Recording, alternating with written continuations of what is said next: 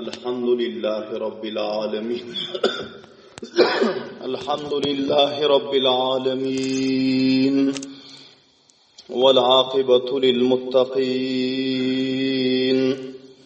والصلاة والسلام على سيد الأنبياء والمرسلين محمد وآله وأصحابه أجمعين أما بعد فأعوذ بالله من الشيطان الرجيم بسم الله الرحمن الرحيم إلا تنصروه فقد نصره الله إذ أخرجه الذين كفروا ثاني اثنين إذ هما في الغار إذ يقول لصاحبه لا تحزن إن الله معنا صدق الله مولانا العظيم.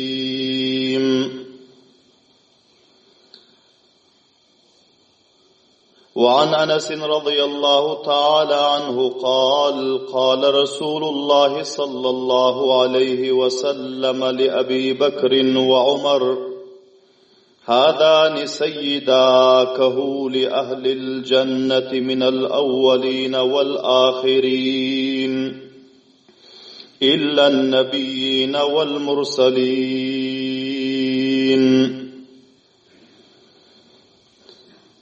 وعن أنس بن مالك رضي الله تعالى عنه قال قال رسول الله صلى الله عليه وسلم أرحم أمتي بأمتي أبو بكر وأشدهم في أمر الله عمر وأصدقهم حياء عثمان وصدق رسوله النبي الكريم الأمين. وثاني اثنين في الغار المنيف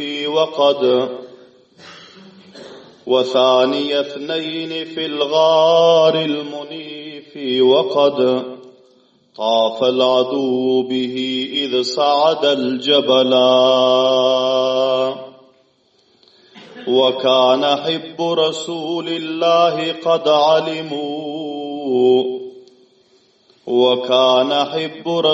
الله قد علموا من البرية لم يعدل به رجلا. چراغ مسجد محراب منبر أبو بكر عمر عثمان حيدر. چراغ مسجد محراب منبر أبو بكر عمر عثمان حيدر. محمد مصطفى را یارو یاور ابو بکر عمر عثمان حیدر. سرم خاک رہی ہر چار سرور ابو بکر عمر عثمان حیدر. تمام حاضرین مجلستن و مخلص eşitgüçe Müslüman braderlerden muaddibana xahiş ettiğim ihlas bilen bir mertebe duru şerif okusanız. Allahumme salli ala Muhammedin ve ala ali Muhammedin kema sallaita ala İbrahim ve ala ali İbrahim inneke hamidun mecid. Allahumme barik ala Muhammedin ve ala ali Muhammedin kema barakta ala İbrahim ve ala ali İbrahim inneke hamidun mecid. Aziz qadrli, hurmatli, muxlis, mutadayyin Müslüman braderler, bu mecliste huzurlarınızda Tarih-i İslam ve Siret-i Ebu Bekr Siddiq radıyallahu ta'ala anhu'nun 3-nji derse ve 3. silsilesi huzurlarınızda beyan bolmaly. Ve bu beyanımızın mavzu ve unvanı Hazreti Ebu Bekir Siddiq radıyallahu ta'ala anhu'nun Peygamber sallallahu aleyhi ve sellem'e iman getirip dini İslam'a tasdik edip dini İslam'a dahil bolup ve ondan son eden karnamaları muhtasaren huzurlarınızda beyan bolmalı. Kablen eşittiniz ki tamamı yaşlı erkek adamların içinde, kette adamların içinde Peygamber sallallahu aleyhi ve sellem İslam'a davet veren pillasında hemmeden avval Müslüman bolan şahsiyet kim tibi avazi belendaydı? Hazreti Ebu Bekir Siddiq radıyallahu ta'ala anhu. Tamamı ahli Mekke'de hemmeden avval Peygamber sallallahu aleyhi ve sellemin davetine biduni çunu çara, biduni şeku taraddut tasdik eden, yakin eden, iman getiren adam Ebu Bekir Siddiq bavazi belendayın radıyallahu ta'ala anhu te. Vakti ki Hazreti Ebu Bekir Siddiq radıyallahu ta'ala anhu iman getirdiler. Peygamber sallallahu aleyhi ve sellemin davetine lebbeyk dediler. Bir neçe gün ötmeptik Peygamber sallallahu aleyhi ve sellem'e nübüvvet-u risalet verilenine avvalin erkeklerde iman getiren Ebu Bekir Siddiq radıyallahu ta'ala anhu ve ayallarda avvalin iman getiren Hazreti Hadicetul Kubra radıyallahu ta'ala anha Peygamberlerimizin kette ayalları ve yaş oğlanlarda hali belagata yetmen ki avvalin iman getiren Hazreti Ali karramallahu vecahu ve gulamların içinde avvalin iman getiren Hazreti Zeyd ibn Harithe Peygamber sallallahu aleyhi ve sellemin oğullukları te. Subhanallah din bavazi belen. Vakti ki Hazreti Ebu Bekir Siddiq radıyallahu anhu Peygamberimiz sallallahu aleyhi ve sellemin nübüvvet-u risaletine iman getirdiler. Dini İslam'ın gavhar-u cevherden göre ziyade arzışlı halkalarını öz boyunlarına taktılar. Bunların özü fauran Peygamber sallallahu aleyhi ve sellemin himayeti için, dini İslam'ın neşru işaatı için bunlar cani, mali, zabani kurbanlık vermene ve hizmet etmene başladılar. Subhanallah din bavazi belen. Hazreti Ebu Bekir Siddiq radıyallahu ta'ala anhu vakti ki Müslüman oldular, bunlar fauran öz dostlarının yanına yeke barıp onlarına hem din İslam'a taraf davet verdiler. Subhanallah din bavazi belen. Hazreti Osman ibn Affan radıyallahu ta'ala anhu Mekke'nin bir sermayedar şahsiyetlerinden tanılıyordu. Bunlar Hazreti Ebu Bekir Siddiq radıyallahu ta'ala'nın dostları oluyordu. Bunların yanına varıp bunlara davet verdiler. Bunlar Müslüman oldu. Subhanallah din bavazi belen. Hazreti Zübeyir ibn al-Avvam radıyallahu ta'ala anhu Ahli Mekke'nin bir şücaatlerin şahsiyeti, bir palavanı, bir edermen şahsiyeti tanılıyordu. Bunlara varıp davet verdiler. Bunlar Müslüman oldu. Subhanallah din bavazi belen. Hazreti Abdurrahman ibn Avf radıyallahu ta'ala anhu Mekke'nin bir edermen moysefiydi te. Hazreti Ebu Bekir Siddiq radıyallahu anh'ın dostu oluyordu. Bunların yanına varıp davet verdiler. Bunlar Müslüman oldu. Subhanallah din bavazi belen. Hazreti Sa'd ibn Abi Vakkas radıyallahu ta'ala anhu bunların özü Ebu Bekir Siddiq radıyallahu anh'ın yakşı sever dostu oluyordu. Bunların özü bir behterin moysefiydi kavmin içinde. Buna varıp davet verdiler. Bunlar Müslüman oldu. Subhanallah din bavazi belen. Ve şunun şekilde Hazreti Talha bin Ubeydillah radıyallahu ta'ala anhu Ebu Bekir Siddiq radıyallahu anh'ın inağalarından te. Bunlar hem bir edermen şahsiyet, başücaat, palavan şahsiyet te. Buna davet verdiler. Bunlar hem Müslüman oldu. Subhanallah din bavazi belen. Onlarca moysefitler, serdarlar, Kavmin edermen neferleri Abu Bakr Siddiq radıyallahu anh'ın davatı bilen Müslüman oldu. Subhanallah deyin bavazi bilen.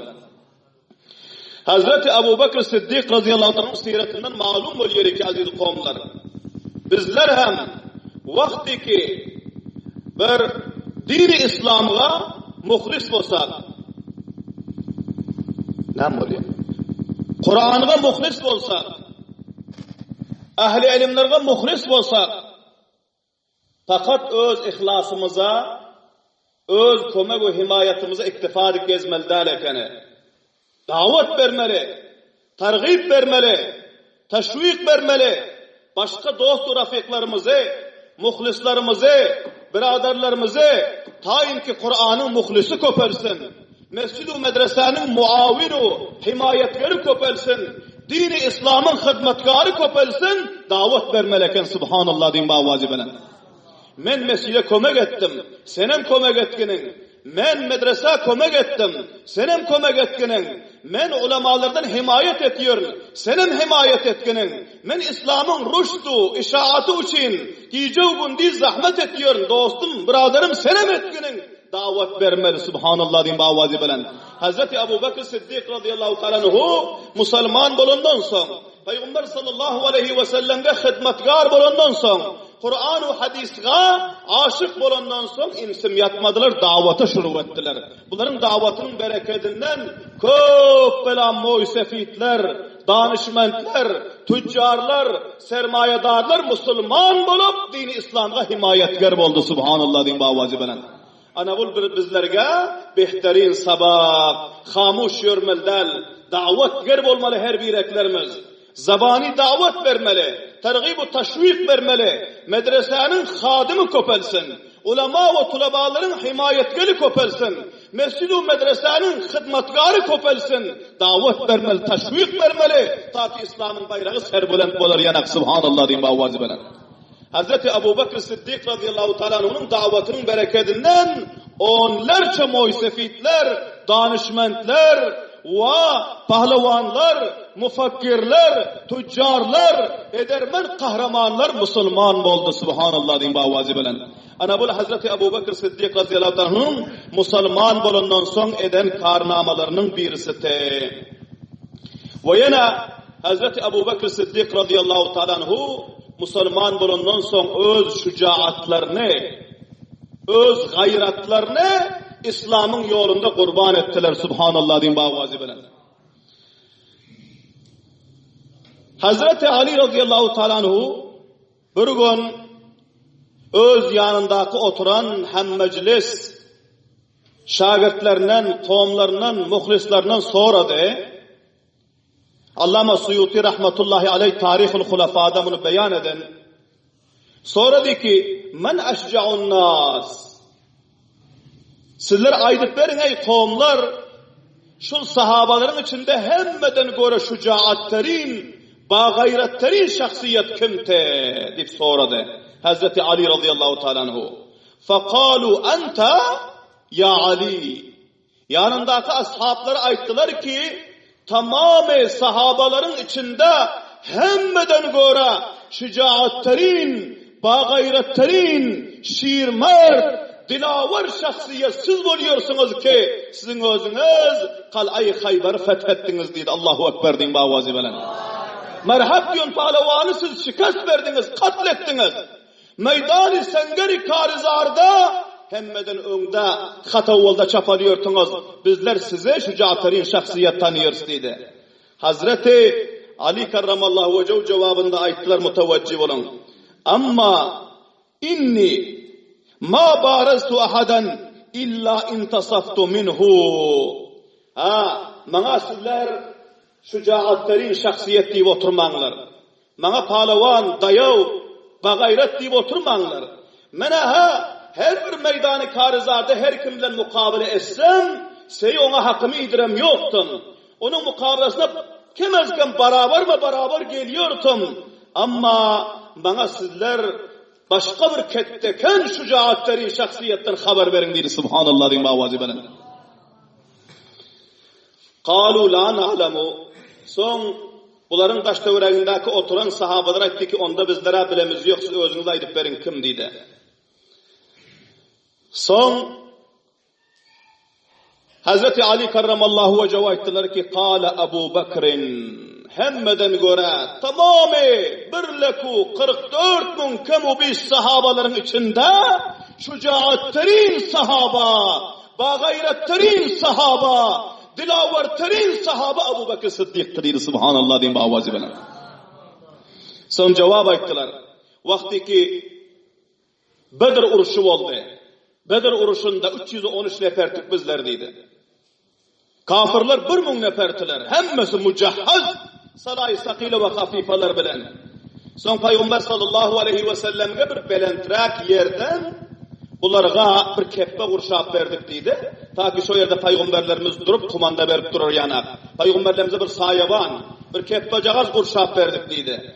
Hani son ödüşlerimizde aydıştık deydi. Indi vakti ki bizler düşmanın mukabilesine barsak, düşman başka bir işi yok. Onun özü Peygamber sallallahu aleyhi ve sellem'in üstüne hücum eder. Bizlere hemmeden muhim ki Peygamberlerimizden difa etmeklik muhim. Şol cihetten şul Peygamberlerimize kim payra duracak şu yerde deyip aydıştık deydi. Hiç kimden ses çıkmadı deydi. Ama Hazreti Ebu Bekir Sıddık radıyallahu ta'ala anhu aytti. Fevallahi Hazreti Ali karramallahu vecehu diyor ki fevallahi ma dana minna ahadun illa Ebu Bekir'in. Kasam Allah'a hiç kim yakin gelip bilmedi. Şunu işe encam vermekle meğer Ebu Bekir Sıddık şunu işe encam verdi. Subhanallah diyeyim bavazi belen. Şahara bis sayfi ala ra'si Resulillah sallallahu aleyhi ve sellem. La yahvi ileyhi ahadun illa hava ileyhi fehu aşca'un nas. Bunlar öz kılıçlarını yalanlaşlap, balaklarını çizgap, bileklerini çizgap, billerini kuşağıp etti ki sizler meydan-ı karizara varın. Muhammedur Resulullah'ın üstüne hücum eden adam bana koyun deyir. Subhanallah diyeyim avazi bana. Men difa edecek Muhammedur Resulullah'dan, Peygamberimizden. Bul keppenin taş devrekinde men payradar edecek. Sizler bir gamöz vazifenize varın. Peygamberlerimizin payradarlığını bana koyun deydiler diye. Vakti ki taş devrekten düşmanlar hücum edip geliyor te. Hazreti Ebu Bekir Sıddık Hazretleri'nin kılıcını yalanlaşlap, özüten utanha Peygamberlerimizden difa edip kafirleri keppenin taşının kovuk koyuvarıyordu değil. Subhanallah diyeyim bavazi bilen. Şol cihetten ayetler ki فَهُوَ اَشْجَعُ النَّاسِ Hazreti Ali ayetler o merdimler haberdar olun ki sahabaların içinde şücaatterin şahsiyet Ebu Bekir Sıddık radıyallahu ta'ala anhu'tu diye. Subhanallah diyeyim bavazi bilen. Ana bulte Hazreti Ebu Bekir Sıddık radıyallahu ta'ala'nın şücaatı var arasında Hazreti Ali karramallahu vecehu'nun rivayeti. Ve yana Hazreti Ali karramallahu vecehu rivayet ediyorlar. Hazreti Abdullah ibn Amr ibn al-As radıyallahu anhu rivayet ediyorlar. Ve hemşen Hazreti Abdullah ibn Mes'ud radıyallahu anhu rivayet ediyor. Hazreti Ayşe enemiz rivayet ediyor.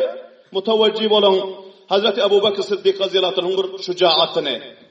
Hazreti Abdullah ibn Amr ibn al-As radıyallahu anhu diyor ki men maydacık oğlantım diye. Hazreti Abdullah ibn Mes'ud'dan şu rivayet gelen. Bizler maydacık oğlantık. Hane-i Kabe'nin yanında bir gün doğurtuk diye. Hane-i Kabe'nin yanında köp bela müşrikler, kafirler, başımuli Ebu Cehil serdarlar cem boluşup gurrun etiyordular diye namazgerin vaxtırağında, peşinin vaxtında bekar kalan adam şu yere varıp gurrunçilik etiyordular diye. Peygamber sallallahu aleyhi ve sellem davet vermeklik için bardılar diye. Ama Ukbe bin Abi Muayt bir zalimterin şahsiyette kafirlerin serdarlarının içinde Peygamber sallallahu aleyhi ve sellem vakti ki bu müşriklerin ortasına Hane-i Kabe'nin yanına davet vermeklik için vardı. Hazreti Ali karramallahu vecehu rivayet ediyorlar ki bir nefer Peygamber sallallahu aleyhi ve selleme iteliyordu diye. Yine bir nefer Peygamber sallallahu aleyhi ve sellem depiyordu diye. Yine bir nefer Peygamberlerimizi bukusluyordu diye. Yine bir nefer şaffatlıyordu diye. Her kaysı her taraftan Peygamberlerimiz üstüne hücum ettiler. Peygamberlerimiz yekeceti. Hazreti Abdullah ibn Mesud radıyallahu anh diyor mayda olan tıkbızların elimizden gelecek iş yoktu diye. Şunçalık iş elimden geldi diye. Men çapalap vardım. Hazreti Ebu Bekir Sıddık'ın uyuna yine bunu gusül edip gelip sakkallarını ve saçlarını darab oturdu diye. Sakallarını ve saçlarını darabot yerken taze kalasını giyip diyor. Men barıp ayttım. Adrik ahaka ya Abu Bakrin. Ey Abu Bakr, doğanını tizrak tapgının. Doğanının dostunun yanına tizrak yetkinin ki kafirler onu katletmene başladılar. Kafirler urup yatırlar, defip yatırlar. Yine bir rivayette gidiyor. Ukba bin Abi Muayt zalimin özü çadırını yük kurşap Peygamberlerimizin boynuna taşladılar. Peygamberlerimizin yüzleri kızarıp gidin çamını o tartıp boğdu diye. Şu halatta Hazreti Ayşe enemiz rivayet ediyor vakti ki şu haberi bir nefer gelip yetiştirenden son Hazreti Abu Bakr Sıddık diyor kellesine sellesini giymedi diyor. Ayağına butunu giymedi diyor. Fakat şu koynekçen halatında bunun o çapalak gitti diyor. Çapalak vardı. O bizlere maydacık herzentik diyor vardı. Hazreti Abu Bakr Sıddık radıyallahu anh çapalak şu kafirlerin Peygamberlerimizin üstüne hücum edip oturan yerine özünü eltip urdular. Ve barab birine itekliyordu. Birini döşünden sürüyordu. Yine birini yakasından tartıp yıkıyordu. Özünü Peygamberlerimizin yanına getirdi. Ukba bin Abi Muayt'ı siltap alıp Peygamberlerimizden cüda edip Peygamberlerimizin boynundan ol çadırı aldı. Ve Hazreti Abu Bakr Sıddık ayttılar şu yerde. Ataktulûne raculen en yekûle Rabbiyallah ve kad câkum bil beyinat. Ey zalimler, ey hunharlar, ey katiller, ey bi şermu, bi hayalar, bi gayretler. Ayasiller bir fakir, bir aciz, bir adamını katledecek mi ki onun osilleri Allah'a taraf davet veriyor. Onun osilleri İslam'a, Kur'an'a taraf davet veriyor.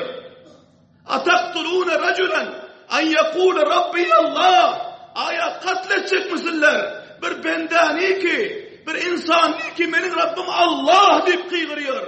Ve kad câkum bil beyinat.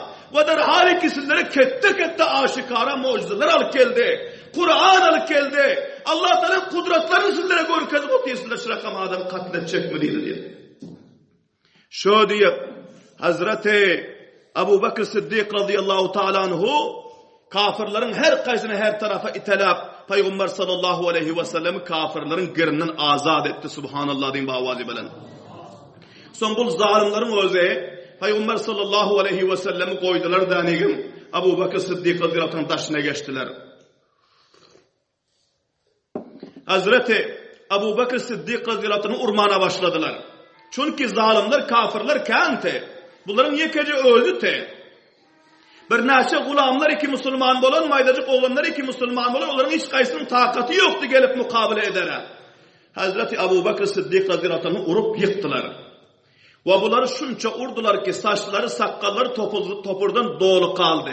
Yankı Ukba bin Abi Muayt ki Peygamberlerimizin boyunlarına çadırını taşlap boğup de Abu Bakr Sıddık onu siltelap hata verip de bunun o mevki tapıp Hazreti Abu Bakr Sıddık radıyallahu anh'ın karnının üstüne mindi. Ayağında bir ökçeli botu vardı diyor. Şu ökçeli botla şunca yüzlerine urdu ki Hazreti Abu Bakr Sıddık radıyallahu anh burunları yemişirlip mükemmel burunları kanap yüzleri kıpkızıl kana dolu kaldı. Ve karnlarına hem dizliyordu diyor. Bir ahira Abu Bakr Sıddık radıyallahu anh özünden gidip bir hoş olup kaldı. Kavmi Beni Temim'ga Hazreti Abu Bakr Sıddık radıyallahu anh'ın inağalarına haber verdiler.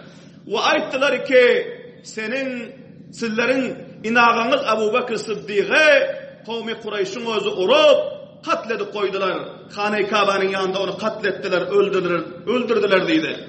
Bu haberi eşidip Hazreti Abu Bakr Sıddık radıyallahu anh'ın inağaları çapalaşıp geldiler. Ama onlar tabi hal Müslüman bolan yoktu. Lakin inağadarlık için, kavmdarlık için bunlar cemlenşik geldiler.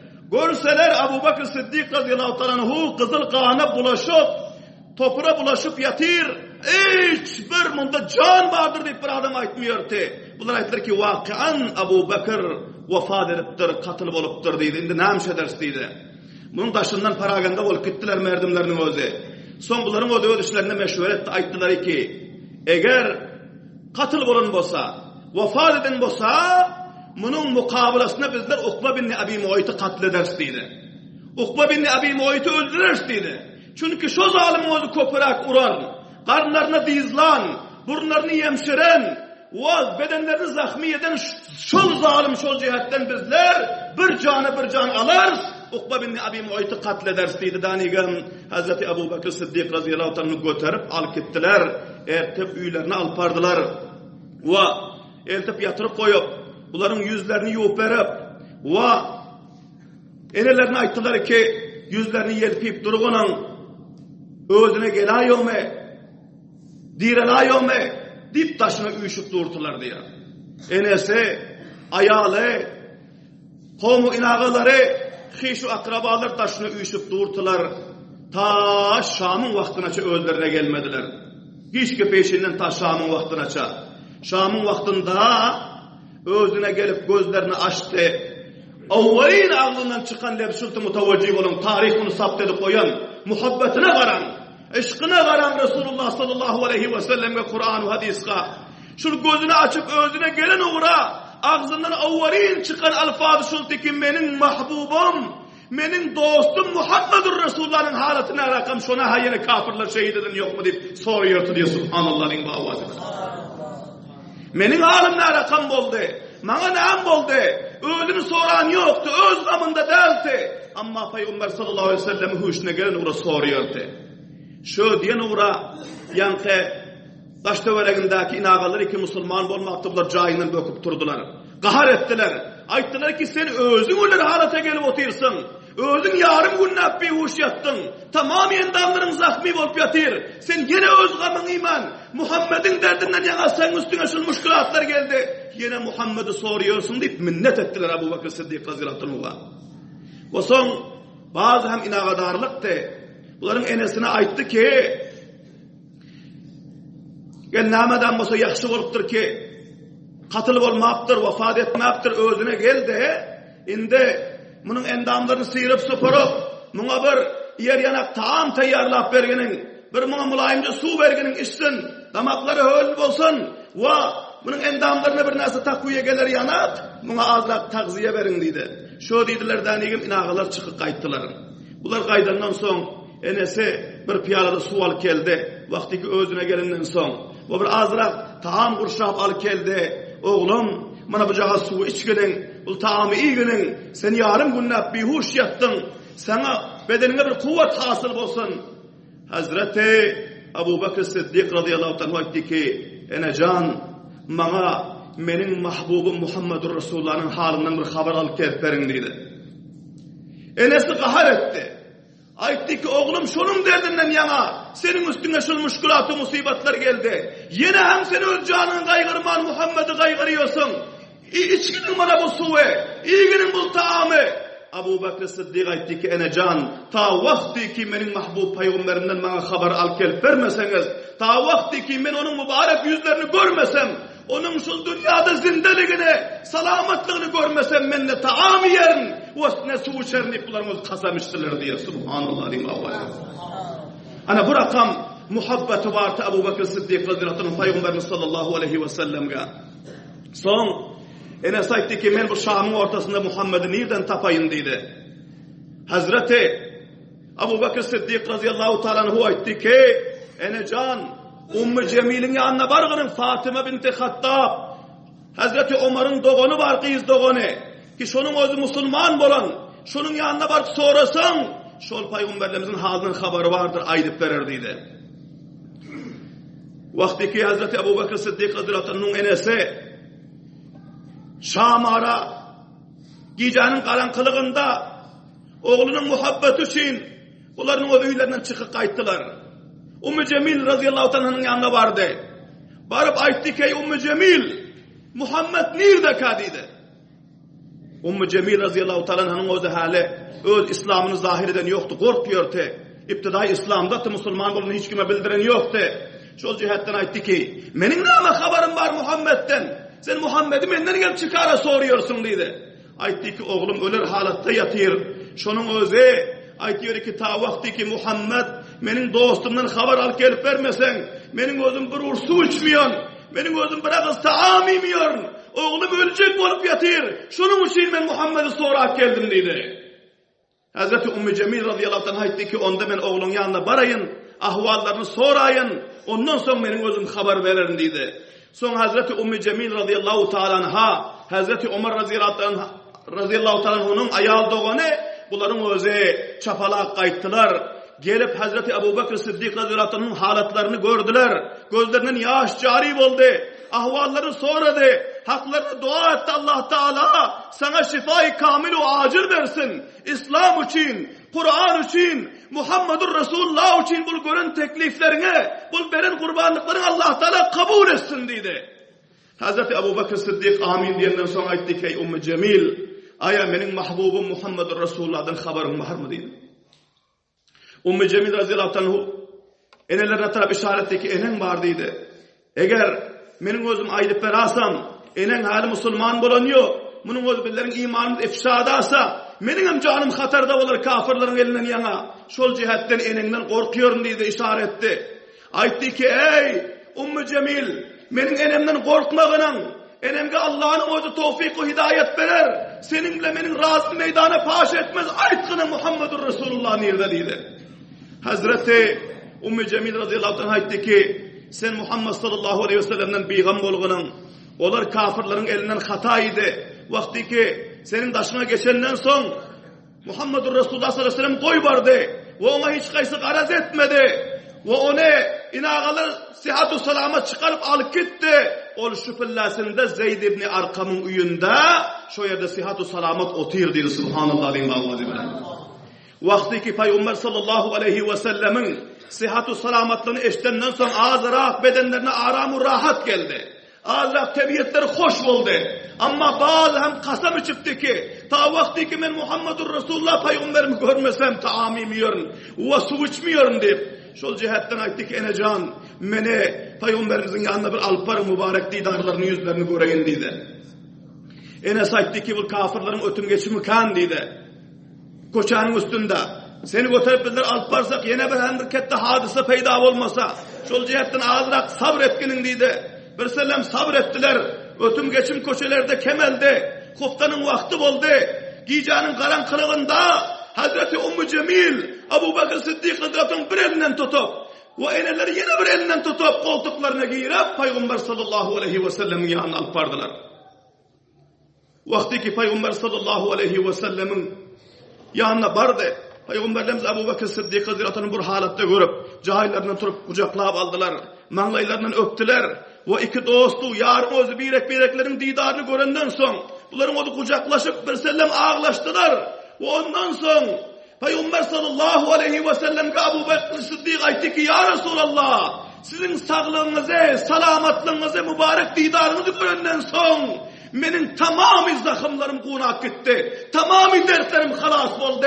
Tamamı gamlarım götürülüp gitti dedi. Subhanallah. Peygamber sallallahu aleyhi ve sellem aytti ki Ebu Bekir Allah Teala sana ecri cezil sevabı bir payan ata etsin. Allah Teala senin bul veren kurbanlığını İslam yolunda bul döker kanını bul eden hizmetlerin Allah'ın özü kabul etsin deyip Ebu Bekir Sıddık'ın hakkında dua ettiler. Subhanallah. Ve ondan sonra Ebu Bekir Sıddık radıyallahu ta'ala anh'ın özü Peygamberlerimizi duşup, sağlık salamatlıklarını görüp, meşvere edip, ondan sonra enesi koltuklarına giyirip alkayttılar. Son üylerine gelenden son, bunların özü taam ediler o, su içtiler o, bedenlerini tedavi ettiler o, bunların özü hile vaktan son sihat yap olup, zahımları bitip, kunadı ve bu ketteken kurbanlık, fidakarlık Ebu Bekir Sıddık radıyallahu anh iptidai İslam'da verdi ki hiç kim öpüllasında Müslümanlardan kelle götürüp bilen yoktu düşmanların, kafirlerin mukabelasına.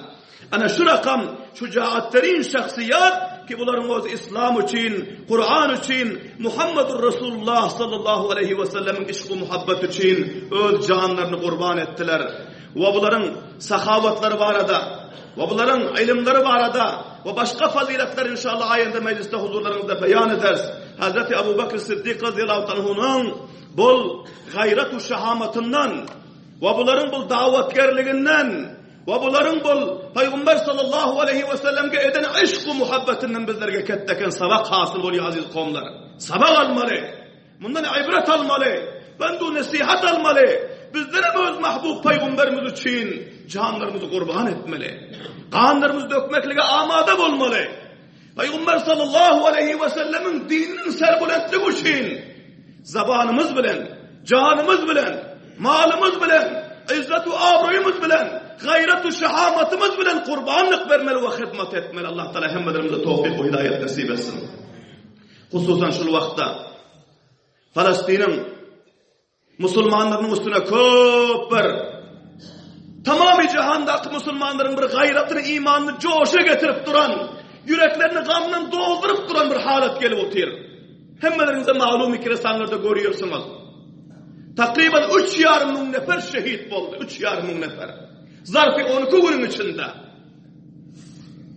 Günde 1.000 bam, 1500 bamı Resulullah ediyordu ki cala yagan yanak Filistin'in ahli Gazze'nin üstüne kafirlerimiz taşlıyor diye. Bir velayet 200'lük neferin taş döverek masıra. Amerika'yı gaddar o zalim hemmeleriniz tanıyorsunuz. Tamamı cihanda fesatlar faal ediyor. Her yerde şeytançılık o, münafıkatçılık o, uruşu, cencat Müslümanların üstüne turuz yapıyor. Bu zalimin özü, Cubaydan'ın ve bunun vezir defası ve hemçinan vezir haricası gelip, İsrail gelip bunları götergilak etti Müslümanların üstüne. Koyman, bizler gatlarımızda var. Bizler tamamı himayeti hemkarlığımız edecek. Sala gerek, gıza gerek, ne menarsa gerek olsa ikmalat edecek. Öten akşam Fransa'nın veziri, Fransa'nın padişahı geldi. Garbi kişilerlerin kette vezirleri, padişahları gelip himayetlerini ilan edip yatıyor. Ama Filistin'e varıp bir Müslüman padişah var, halini soran yok. Birisi varıp onlara himayet ilan eden yok. Birisi kellesini, gayretini, öz şehametini izhar eden yok. Bu bir afsusnak halet aziz kavmler. Peygamberimiz sallallahu aleyhi ve sellem aydan ki kıyamet karib gelse kafirler sizlerin taşınıza uyuşerler. Hemçinin ki taamice karınlar desterhanın taşına uyuşuyorlar, taamın taşına. Hele alın da alın, alın da alın, yiyin de yiyin taşına uyuşuyorlar. Şunun şekilli sizlerin taşınıza kafirler uyuşerler dedi. Sizler tedadınız köp olur dedi. Lakin şu anda hem kafirler sizler diye şikence alır kelle götürüp bilmersiniz. Sahabalar sordu ki ne için ya Resulallah? Peygamberlerimiz aytti ki öpürler sizlerin üstünüze vahan diyor bir merezge müptela olursunuz dedi. Ol vahan nâme ya Resulallah? Ayttılar ki bir aha sizler dünya hirs edip, dünya aşık olup, dünya muhabbet edersiniz. Mansabı çöke muhabbet edersiniz. Şehadeti yadınızdan çıkarırsınız, cenneti yadınızdan çıkarırsınız. Ve ikincisi sizler ölümü katı özlerinize bet görürsünüz dedi. Ana şu iki mereze mutlaka olsanız kafirler aç ayağını sizlerin üstünüze hücum edip sizleri yeke çöplep öldürüp duran, lakin sizlerde gayret olmaz. Onun mukabilesine mukabil etmekle dedi. Ana şu rakam halet gelen yüzlerce Müslüman kişiler var ama hiç kayısı gayret edip kime bu hemkarlığını yetiştirip bilen yoklar. Ana şu rakam müşkül halata muvacih olup otuyorlar. Ondan beterrek, hassaslık vaziyet şul ki bir şefakhana ki şefakhana ki onun o merizlerin şifaya buluyon, tedavi buluyon cayı. İsrail mal'unun o düşün şefakhana bir kettekin bam taşlap 500 neferi bizlerde yatan 500 mecruhları şehadete getirip bunları katletti. Bundan kettekin amirde zulüm olur mu aziz konular? Şimdi bizler ne emsetmeli? Elimizden gelen yok. Arap memleketlere ilan ediyor İmaret-i İslami'nin ozu. Serhatlarınızı açın. Mücahitler her yerden bansınlar. Bağ gayret, şehamet, kanı coşa getirin mücahitlerin ozu. Lakin serhatlarını hem açan yoklar hiç kaysısı. Ana şu rakam bir bet halata Filistin'in Müslümanları muhtara olup oturuyor. Bizlerin elimizden gelecek işçilik haklarına dua etmeli aziz kavimler. Kafirlerin hakkını nefrin etmeli. Beddua etmeli zalimlerin hakkına. Zalim İsrail'in padişahı Netanyahu diyor ki bir nefer koyacak terzinde Gazze'de diyor. Vilayeti Gazze'de 200 nefer Müslüman var. Hemmesini katliam edecek. Bunların hemmesi terörist diyor. Müslümanın hemmesi terörist diyor. Allah necat versin. Bir kettekin tuhmatı buhtanı.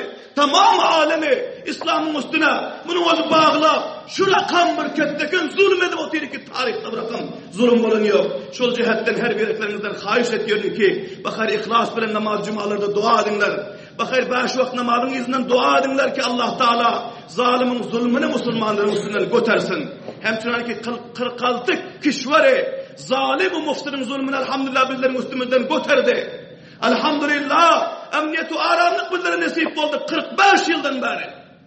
ki bizlerin özümüz kanun ortasında yaşıyordu. Şu mazlum Falastinler ki 75 yıl oldu Falastin'in işgal bolundan.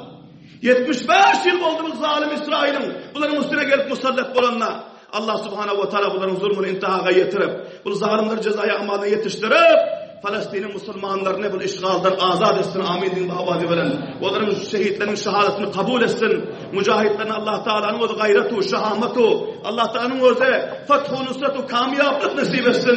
Ve bazı mandalarına sabır cemil nasip etsin. Ve tamamı Müslüman kişilerlerin, reis-i cemhurlarına, vazir defalarına, ve tamamı kuvay nizamilerine Allah Teala'nın o himmetu, gayret versin. Müslüman memleketten, kişilerden, dinden, İslam'dan, Kur'an'dan difa etmekliğe. Rabbena تقبل منا إنك أنت السميع العليم وتب علينا إنك أنت التواب الرحيم وصلى الله تعالى على خير خلقه محمد وآله وأصحابه أجمعين اللهم انصر الإسلام والمسلمين بدوام شريعة سيد الأنبياء والمرسلين وصلى الله تعالى على خير خلقه محمد وآله وأصحابه أجمعين برحمتك يا أرحم الراحمين